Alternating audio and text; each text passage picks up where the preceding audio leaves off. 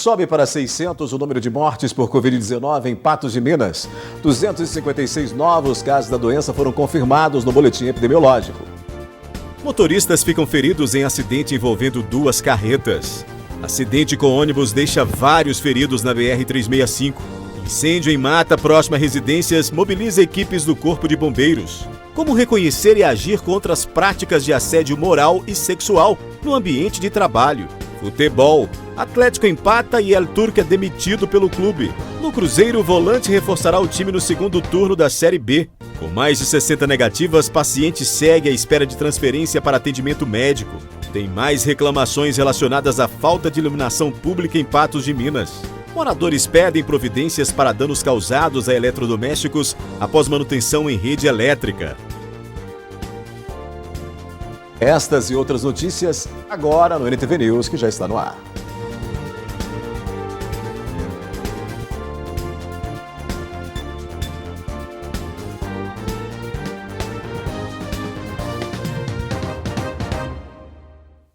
Um grave acidente envolvendo veículos de carga foi registrado nesta quinta-feira e deixou duas pessoas feridas no quilômetro 105 da BR-040, próxima à cidade de João Pinheiro. A batida aconteceu nas proximidades do Praia Parque, onde os dois motoristas foram socorridos e encaminhados a atendimento médico nas cidades de João Pinheiro e Paracatu.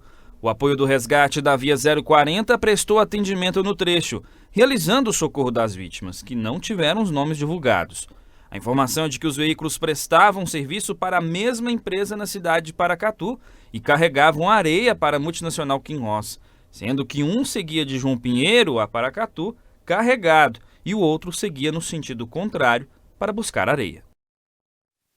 Equipes do Corpo de Bombeiros de Patos de Minas participaram de resgate de mais de 40 passageiros de um ônibus que tombou na BR-365, próximo à cidade de Buritizeiro. Esse acidente foi registrado na BR-365, no quilômetro 235, que fica próximo à cidade de Brasilândia de Minas e Luislândia do Oeste, um distrito de João Pinheiro, no noroeste aqui de Minas Gerais. De acordo com informações, bombeiros tiveram que socorrer vítimas de um ônibus que acabou saindo de pista. Vamos conversar aqui com o Corpo de Bombeiros, porque militares aqui de Patos de Minas, de João Pinheiro e de outras regiões também deslocaram até esse perímetro ali, né, no quilômetro 235, para dar apoio a esse acidente. Muitas vítimas, ô Tenente Guilherme? Vítimas propriamente ditas que necessitaram de algum tipo de socorrimento, pelo Corpo de Bombeiros foram 4, com escoriações leves, e as demais não necessitaram de um socorrimento ou de um atendimento do Corpo de Bombeiros. Foi uma ocorrência que envolveu 3 unidades do Corpo de Bombeiros, né, João Pinheiro, Pirapora e Patos de Minas, com 2 unidades de resgate, sendo uma de João Pinheiro e outra de Patos, e uma unidade de salvamento do pelotão de Pirapora. Agora, ô Tenente Guilherme, nenhuma vítima muito grave, por exemplo, que corre o risco de morrer? Graças a Deus, pelos atendimentos que o Corpo de Bombeiros realizou e a cena no local, o ônibus veio somente a se descarrilhar da pista, né? Sair da pista, né? E nesse caso não houve nenhum outro tipo de acidente envolvendo um segundo veículo ou nenhum tipo de incêndio decorrente do acidente. Graças a Deus foi uma ocorrência, foi um grande susto, né? Mas ocorrências com ônibus sempre são preocupantes. Então, vítimas agora já foram atendidas, estão bem no momento? Exatamente. Graças a Deus todo mundo bem, as guarnições retornaram às suas unidades de origem também em segurança. O trânsito ele ficou congestionado? Houve um controle aí feito pelo Corpo de Bombeiros com apoio da PRF também? Sim, fica a critério da PRF, né, em virtude de ser uma rodovia federal e principalmente no momento de retirada do ônibus, que será necessário apoio de guinchos, então nesse período provavelmente vai ser necessário a interdição da via. Muito obrigado, Tenente Guilherme, pelas informações. Essa rodovia, a BR-365, próximo a esse quilômetro, a gente já deu várias informações, inclusive de ônibus que também tiveram questões de acidente ali naquela região, próximo a Luislândia do Oeste, que é um distrito de João Pinheiro. Inclusive, algumas dessas viações eram clandestinas e a situação foi até de morte. No caso dessa ocorrência, esse ônibus ele é legal, é da Viação Catedral, né? E nenhuma vítima veio a óbito, felizmente. Mas nós já mostramos vários casos nesta mesma rodovia. Esse acidente aconteceu cerca de 40 quilômetros de Luislândia do Oeste. Nós já mostramos vários casos em que acidentes aconteceram nesse mesmo perímetro com várias pessoas dentro de ônibus. Então, com muitas pessoas dentro de um veículo como esse, nenhuma vira a óbito, graças a Deus, né? É um feito que felizmente alegra também o Corpo de Bombeiros, e a nossa equipe de reportagem está aqui passando essa informação. As imagens são do Gustavo Brito, Rafael Ribeiro, direto para o jornalismo da NTV. A seguir aqui no News, como reconhecer e agir contra as práticas de assédio moral e sexual no ambiente de trabalho. Incêndio em mata mobiliza equipes do Corpo de Bombeiros.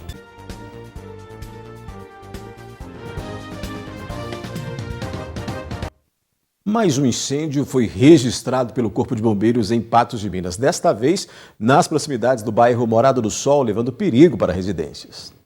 Olha, vai chegando o tempo mais seco e os incêndios começam a ser registrados pelo Corpo de Bombeiros de Patos de Minas. Desta vez no bairro Morada do Sol, onde o Corpo de Bombeiros teve que utilizar então abafadores para controlar esse incêndio de médias proporções. Eu vou começar agora com o Tenente Guilherme do Corpo de Bombeiros, porque vocês foram acionados, havia muita fumaça, muito fogo e também havia o risco de pegar em outros locais também, né?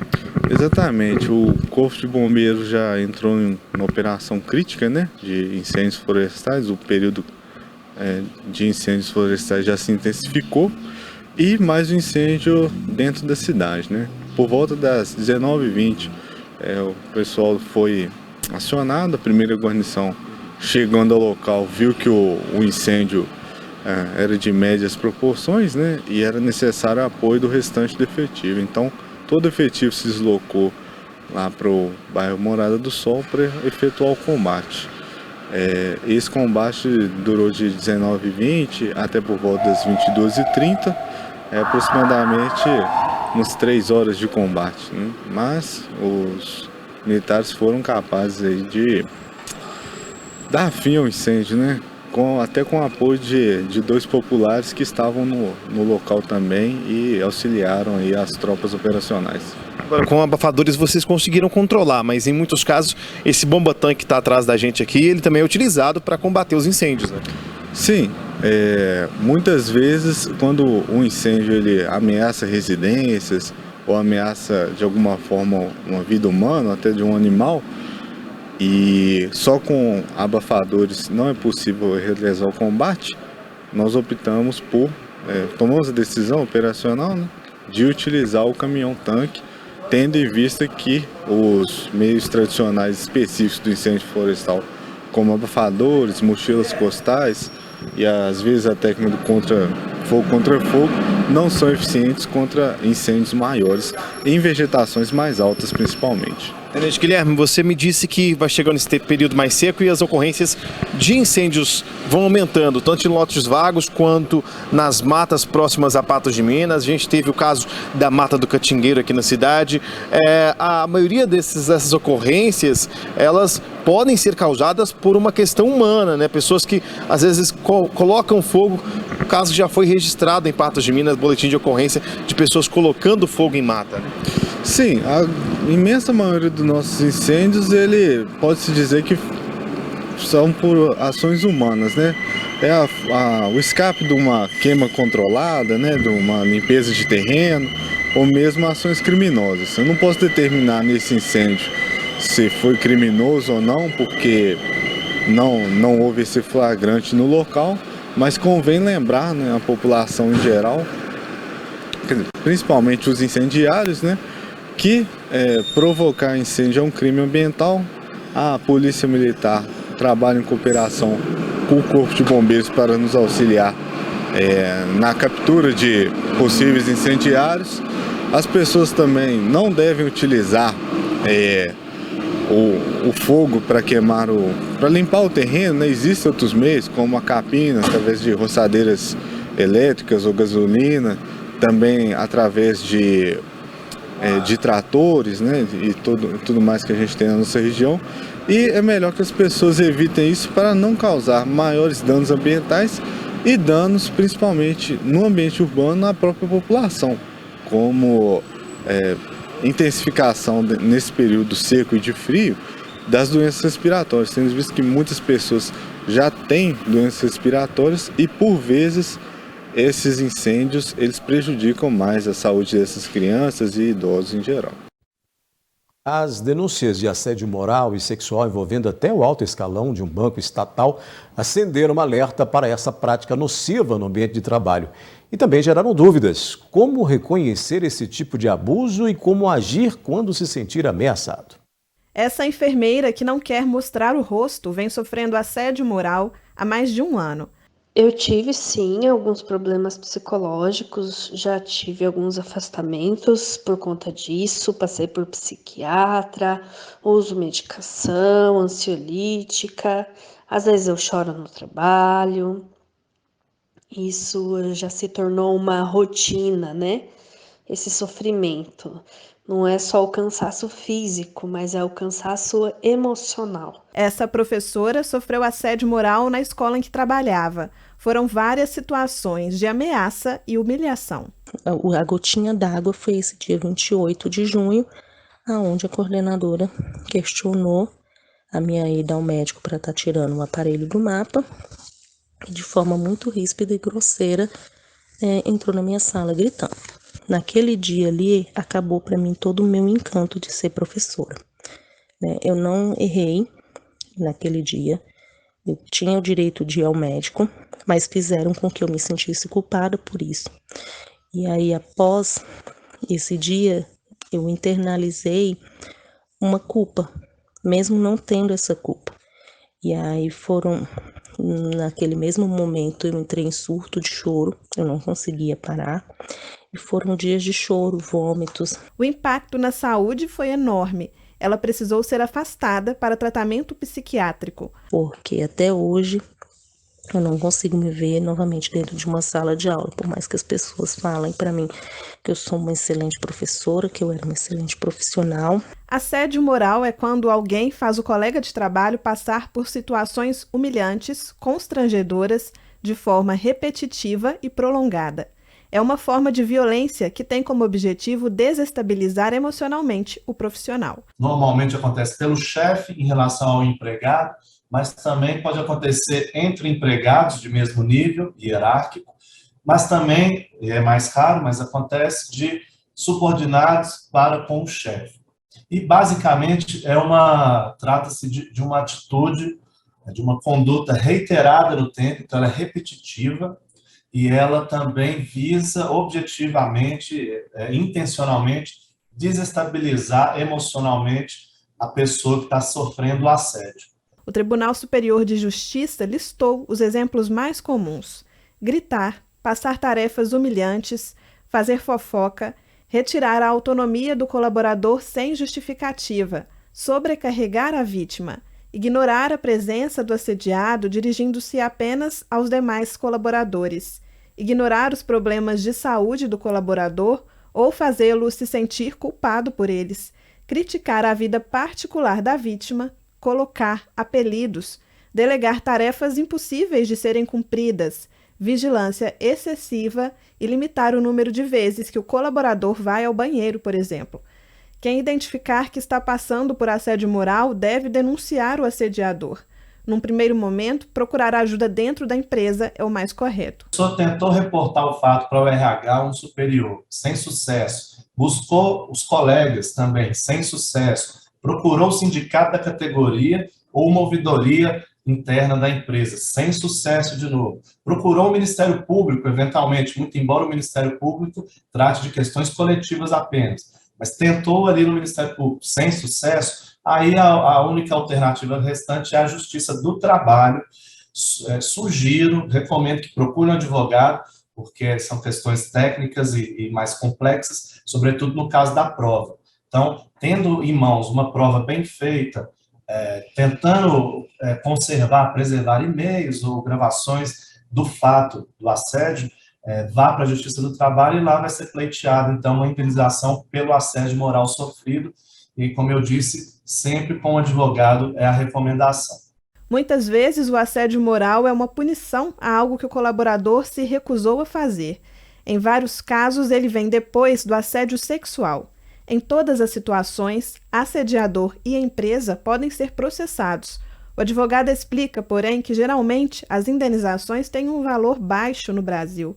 Mas fazer a denúncia ajuda a evitar que a cultura do assédio se propague ainda mais. Raramente a pessoa que está empregada ela vai entrar na justiça, que aí ela vai ser demitida. Ainda que essa demissão possa ser também considerada uma demissão discriminatória, porque ela entrou na justiça, mas é raro a pessoa correr esse risco de perder o emprego. Assim que houve a demissão, a pessoa tem 2 anos para ajuizar essa ação, procura um advogado trabalhista ou mesmo um sindicato da categoria para fazer valer o direito, que é isso. Às vezes, Marcela, não é tanto o dinheiro que importa, mas sim se ver fazer a justiça com uma sentença condenatória, reconhecendo aquele direito de ter sido assediado, ter sofrido o assédio. É muito importante que a pessoa assediada junte provas. Vale guardar mensagens, gravar conversas, ter fotos. Mas atenção, o material não pode ser divulgado e deve ser usado apenas no processo na justiça. Não precisa da pessoa que está sendo gravada ter o conhecimento da gravação em si. A pessoa pode gravar essa reunião, essa conversa, esse fato ali que possivelmente está causando um assédio e manter consigo essa gravação para futuramente utilizá-la em algum processo. Visão do tempo para o fim de semana. Vamos falar de futebol também, viu? Volante reforçará o Cruzeiro no segundo turno da Série B. E o Atlético empatou. E El Turco foi demitido pelo clube. No empate, detalhe, os 2 gols foram marcados nos acréscimos do jogo. A bola rolou na Arena Pantanal pela 18ª rodada do Campeonato Brasileiro. O jogo decepcionou a torcida atleticana. Um empate nada satisfatório. O estreante Allan Kardec marcou aos 49 minutos do segundo tempo o que poderia ser o gol da vitória. Mas nem tudo estava ganho. O Galo cedeu a igualdade aos 53 minutos em gol de Gabriel Pirani. Um resultado considerado ruim para o comandante da equipe, que destacou as dificuldades do elenco no campeonato. Tuvimos um jogo muito ruim. É minha responsabilidade que o equipo tenga este nivel, mucho nivel bajo de los atletas. Estamos en un momento ruin también en este sentido, pero bueno, esto continúa. Hicimos un gol en la única situación de finalización que tuvimos y no fuimos capaces de poder defender esa situación. La verdad que es un momento difícil de todos, estamos tristes, una actuación muy mala del equipo. Pedir una disculpa a la torcida porque el equipo no jugou como tem que jogar. Mesmo com o maior número de posse de bola, para o turco faltou inteligência e espera transformar a estatística em gols nas próximas partidas. Primeiro que jugar, ser más intenso para defender y después ser más decisivo para atacar también. Tenemos que jugar en 1 contra 1, tenemos que bater de fuera, tenemos que ser más agresivos para atacar y para defender. Las dos situaciones. Creo que en las dos áreas no fuimos inteligentes, no fuimos agresivos, no tuvimos intensidad. Pois é, depois desse empate, e foi a gota d'água, né? Não deu mais para o treinador Antônio Mohamed El Turco seguir comandando o Galo. O clube anunciou nesta sexta-feira sua demissão e ficará à frente do time na partida diante do Corinthians, no próximo domingo, às 18 horas no Mineirão, pelo Brasileirão, é o auxiliar técnico Lucas Gonçalves. O retrospecto de El Turco não é ruim, não. No total, no todo, né? Ele tem aí apenas 4 derrotas, se não me falha a memória agora, e tem aí mais vitórias do que empates e derrotas. O time tem boa pontuação sob seu comando. O que acabou causando aí a sua demissão foi a pressão, já que os últimos resultados não foram bons para o Atlético, com eliminação na Copa do Brasil, aí diante do Flamengo, com os pontos perdidos no Campeonato Brasileiro, com os empates seguidos.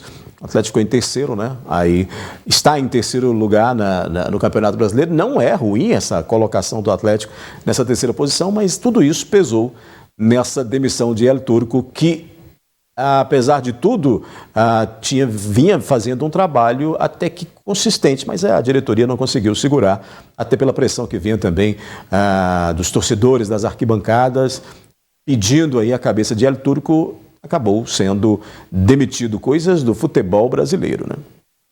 No Cruzeiro, o volante Pablo Siles falou pela primeira vez sobre a sua contratação. O uruguaio, que já conhece bem o estilo do treinador do Cruzeiro, falou sobre a expectativa de atuar sob comando de Pesolano. Eu conheço ele, enfrentei ele lá no Uruguai. A ideia dele é muito clara, jogar sempre em qualquer campo, e eu acho que vai facilitar. Espero me adaptar rápido ao Cruzeiro e ao estilo de trabalho do treinador. O jogador falou também de suas condições físicas para começar a jogar com a camisa celeste. Faz, acho que 5, 6 jogos que não estava sendo relacionado lá no Atlético, mas depois estava treinando normal. Sabemos que não é o mesmo treinar que jogar. Eu cheguei faz 5, 6 dias aqui no Cruzeiro.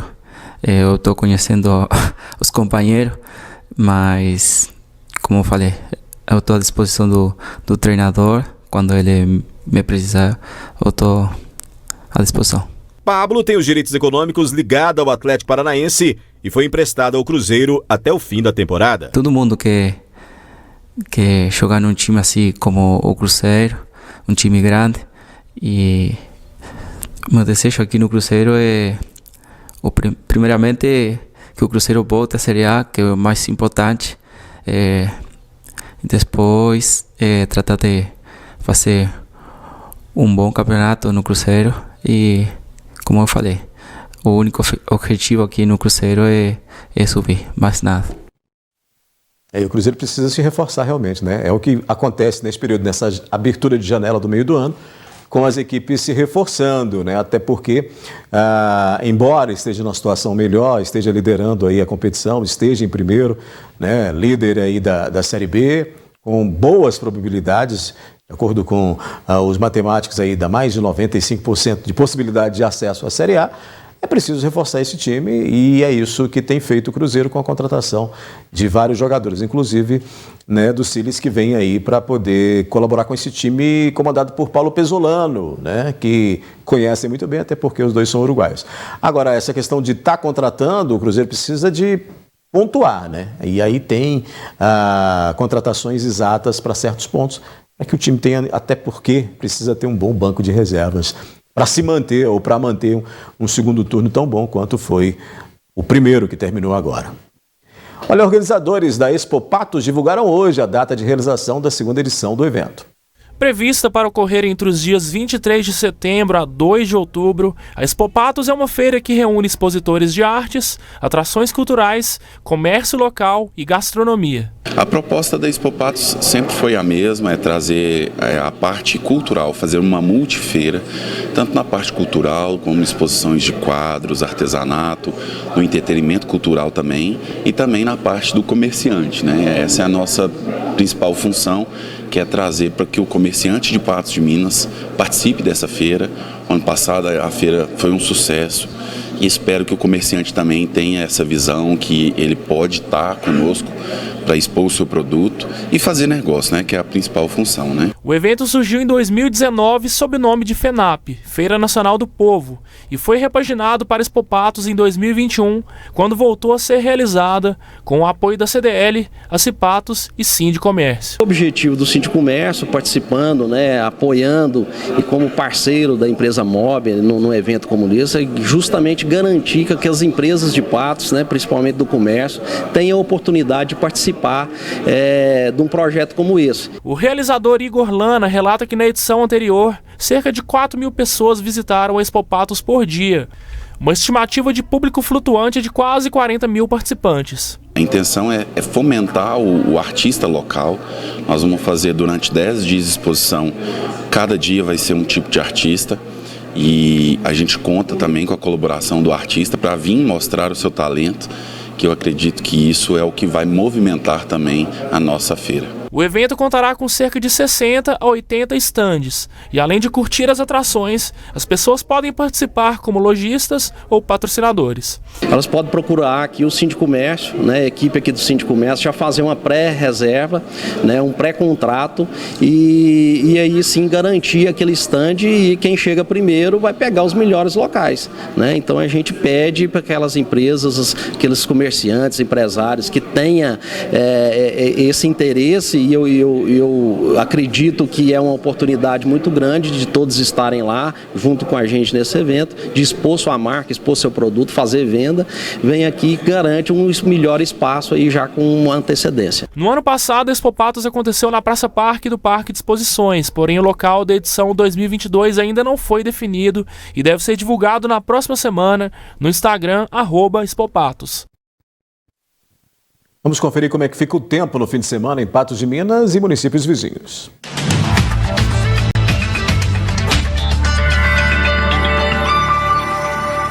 Começou a promoção Sua Idade e Seu Desconto da New Color. 3 óticas em Patos de Minas. A tendência para o fim de semana é de céu com poucas nuvens e estabilidade no Alto Paranaíba e Noroeste. Segundo o IMET, a umidade relativa do ar segue baixa, girando em torno de 30%. Em Patos de Minas, as temperaturas variam entre 13 e 27 graus no sábado. No domingo, mínima de 12 e máxima de 27. Em Vazante, no sábado, mínima de 15 e máxima de 29 graus. No domingo, a máxima prevista é de 28. Em Lagoa Grande, no sábado, as temperaturas variam de 16 a 29 graus. E no domingo, a máxima deve chegar aos 28 graus. Em Lagoa Formosa, mínima de 13 e máxima de 27 no sábado. E no domingo, a máxima não deve ultrapassar os 26 graus. E em Lagamar, no sábado e no domingo, a previsão é de mínima de 15 e máxima de 29 graus.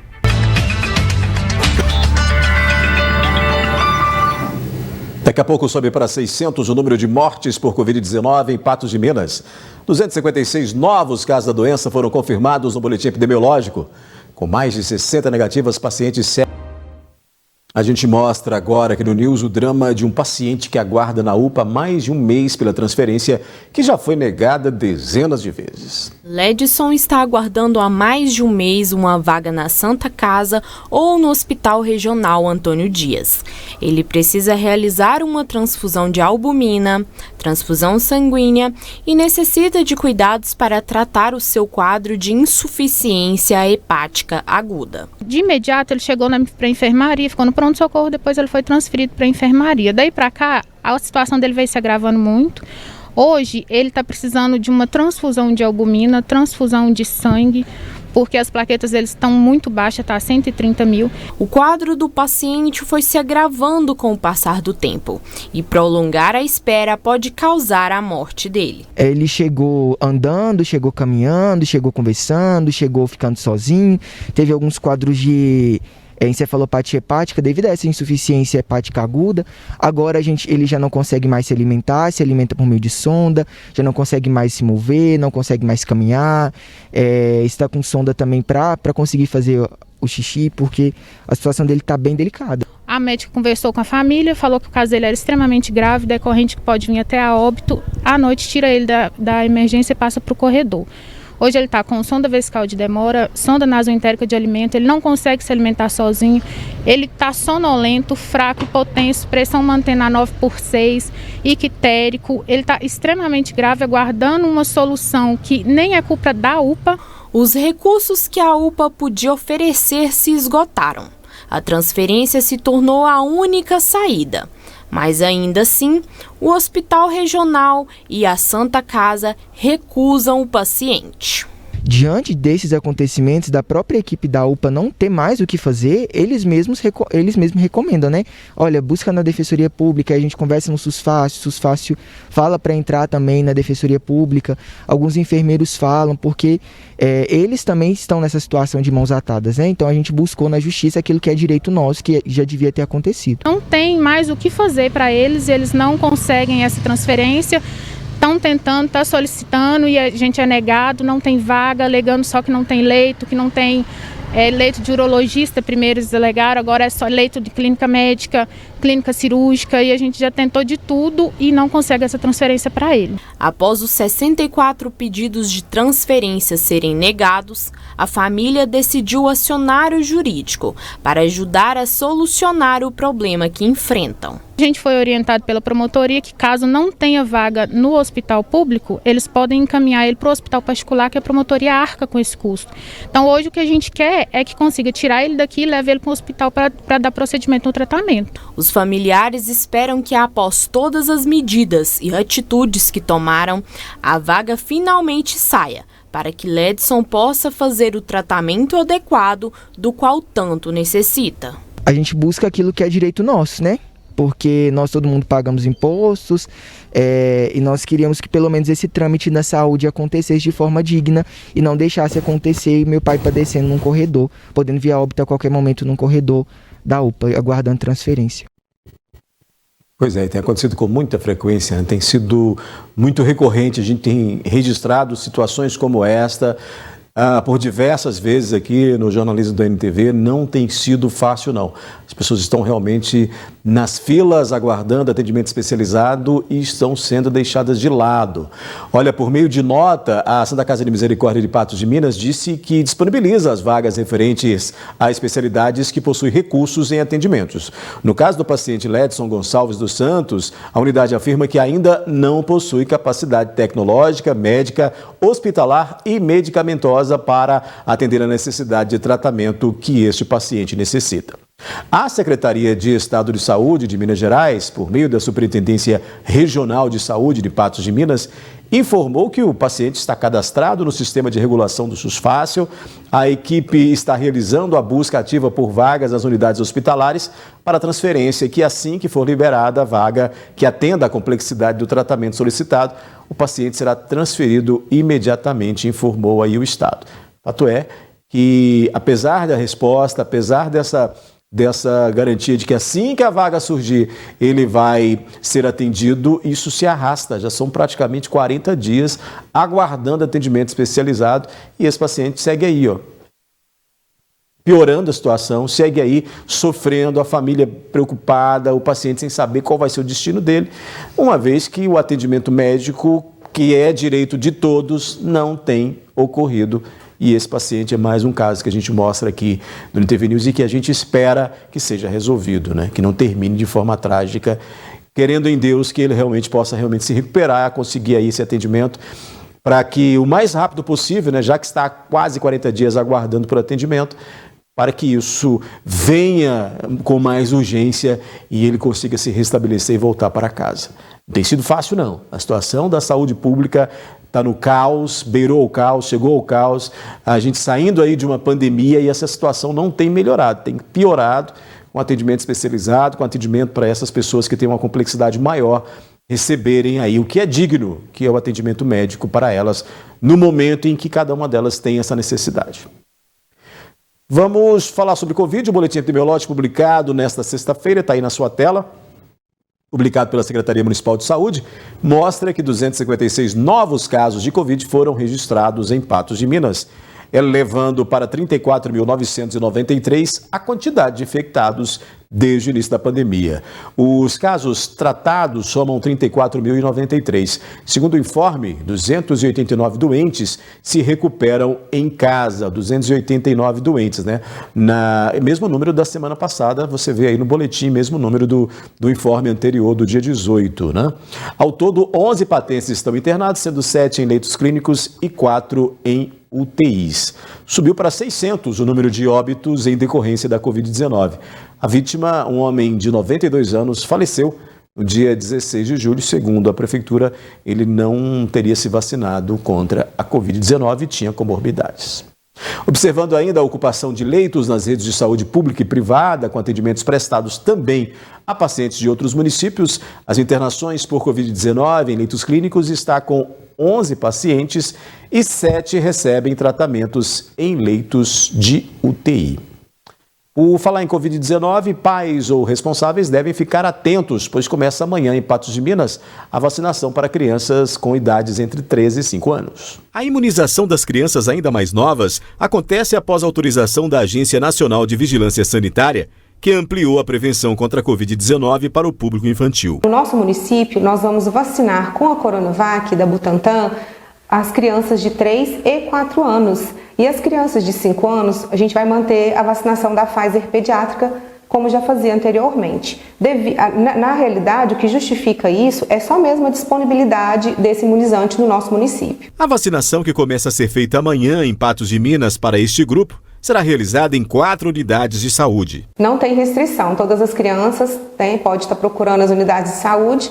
E neste sábado, por exemplo, a gente tem 4 unidades de saúde que vai estar funcionando no arraial da vacinação e que a gente vai ter esse imunizante disponível, para essas crianças. Que o arraial da vacinação vai acontecer no posto de saúde Novo Horizonte, na unidade de saúde do Paulistano, do Alvorada e do Sebastião Amorim, funcionando de 8 até as 16 horas. Mas devido à quantidade de vacinas em estoque, a imunização para esta faixa etária terá uma limitação de doses. Na realidade, a gente até disponibilizou essa vacina no arraial com limite, que a gente tem um limite de doses disponíveis no nosso estoque. Hoje a gente tem 350 doses, então a gente limitou.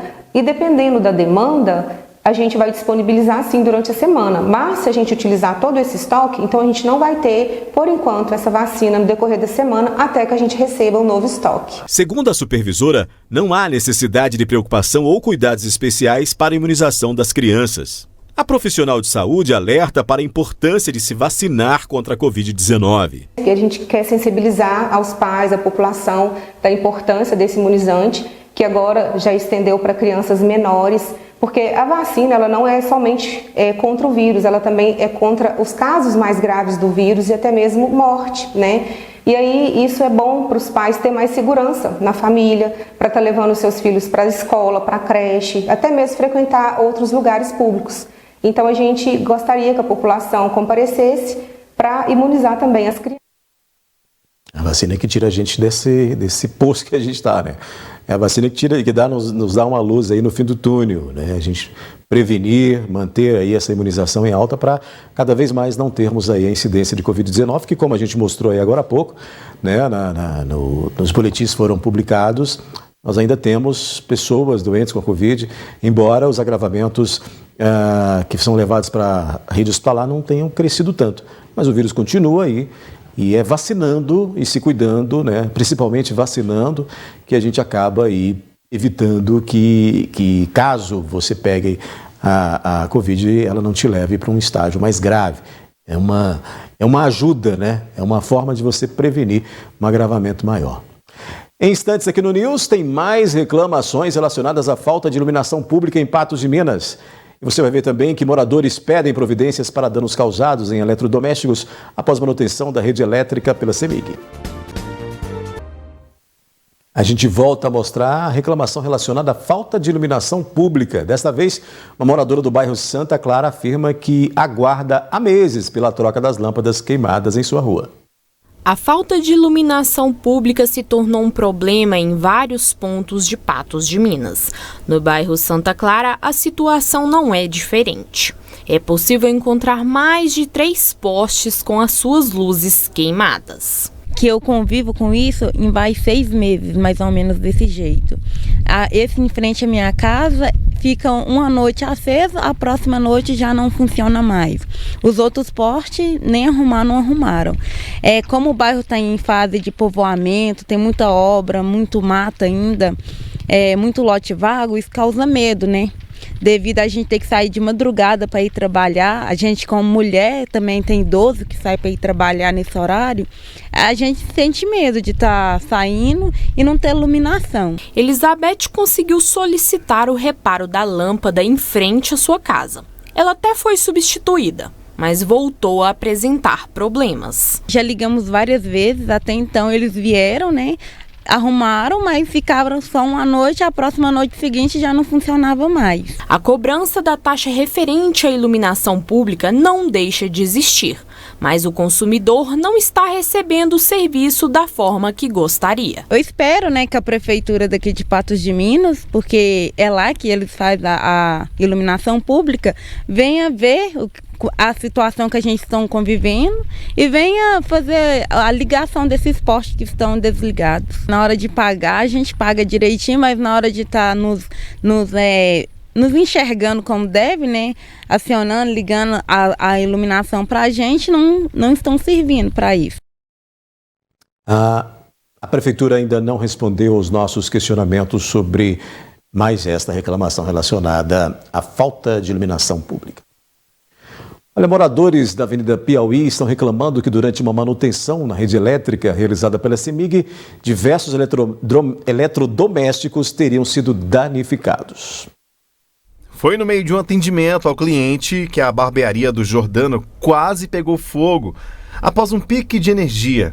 Além do susto, o reator de uma lâmpada e um som queimaram. Essa luz fluorescente aqui, o reator dela veio a pegar fogo.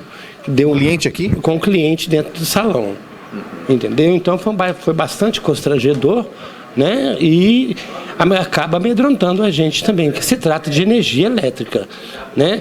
As luzes começaram a ficar muito fortes, de repente elas caíam a quantidade de potência e assim por diante. A situação aconteceu com um cabeleireiro e dezenas de pessoas da Avenida Piauí, no bairro Cristo Redentor, em Patos de Minas. No mesmo dia do fato, a CEMIG estava realizando um trabalho de manutenção na rede elétrica da rua. Um comunicado em papel foi entregue para alguns comerciantes e moradores, porém quase ninguém teve acesso ao aviso. No comunicado feito com 3 dias de antecedência, dizia que o desligamento da rede elétrica para manutenção aconteceria entre 8 e 10 horas da manhã. Em muitas casas, o pique de energia aconteceu após esse horário. Todo esse contratempo veio acontecer, foi em função, após o religamento, parece que a energia veio com uma sobrecarga, entendeu? Nós voltamos em funcionamento ao normal em quem começou a queimar aparelho. Aqui na casa da Rosângela, a situação foi um pouco diferente e mais agravante ainda. Ela conta que não recebeu o comunicado de desligamento para manutenção da rede elétrica feito pela CEMIG.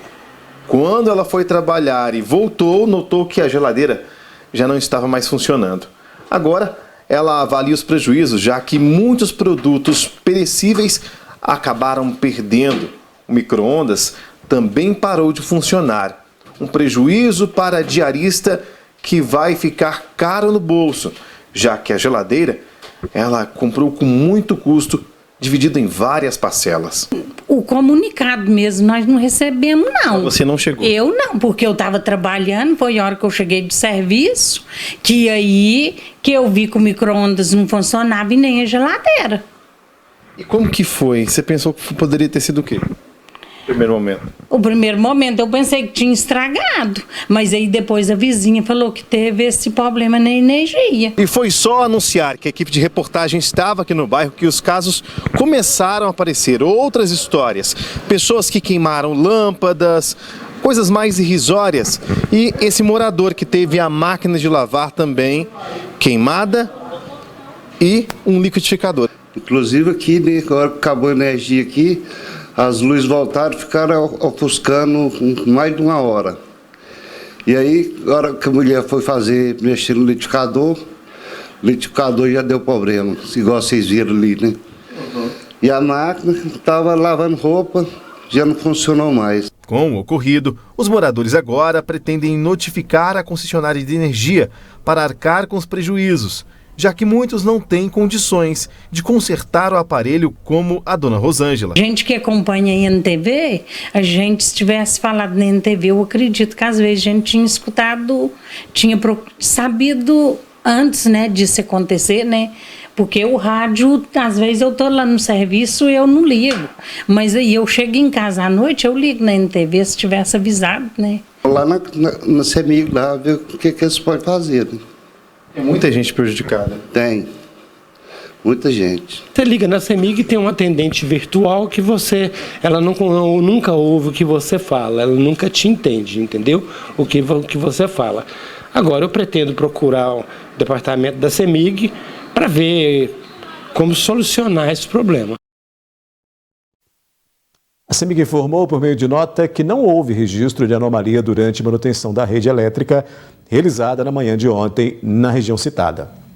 Em caso de dano, segundo a empresa, danos a equipamentos elétricos por problemas relacionados à rede da CEMIG, o cliente deve registrar a solicitação de análise à companhia por meio de seus canais de atendimento, seja presencial na agência ou pela internet ou ainda pelo telefone. Com essa, o NTV News fica por aqui, mas promete voltar amanhã a partir das 19 horas. Obrigado pela companhia, eu te encontro na segunda, bom fim de semana e até lá.